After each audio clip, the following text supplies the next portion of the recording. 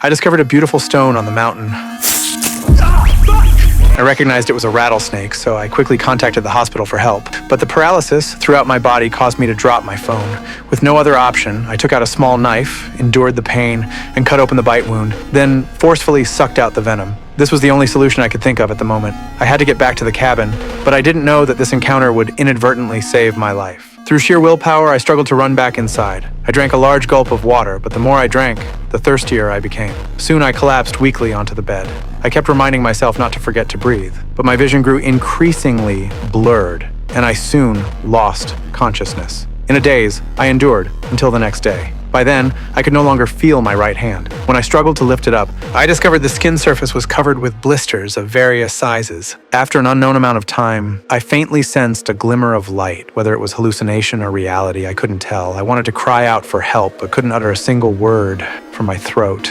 After some unknown duration, I woke up. My body felt much lighter and my breathing became smoother. I extended my right hand and was amazed to find the swelling had gone down, leaving only faint bite marks.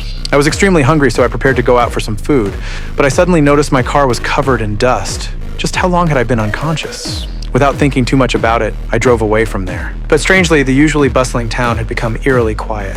Goods were scattered all over the ground in front of the supermarket. What shocked me even more was a corpse nearby that appeared to have been dead for a long time. The entire square ahead was littered with countless bodies. It wasn't until I saw the road sign ahead that I realized the city had been struck by a deadly virus. At this thought, I quickly drove back home to check on my parents' condition.